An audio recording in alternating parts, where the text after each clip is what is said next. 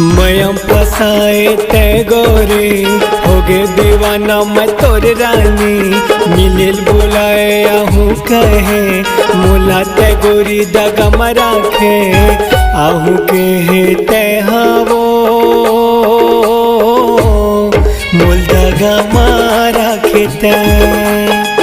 आहू के हे ते हावो मुल दगा मारा खेते दादा के लगे पहरा आहू मिले भर में आहू दगा नहीं देवो जरूर आहू मैं आहू रे ये धीरज धल के आहू मैं आहू रे ये धीरज धल के।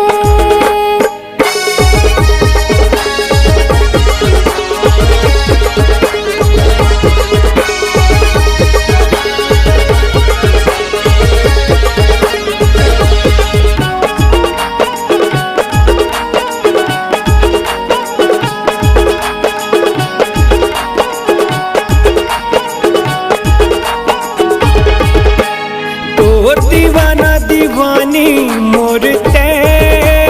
वो मोर दीवानी ते तोर दीवाना दीवानी मोरते वो मोर दीवानी ते मोर माया के वो तय कहानी तोला बना हूँ अपन रानी गोरी वो तय मन माँ बस गे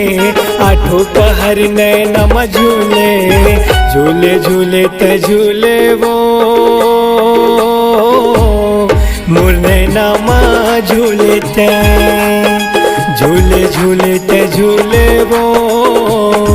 मोर नैना माँ झूले ते।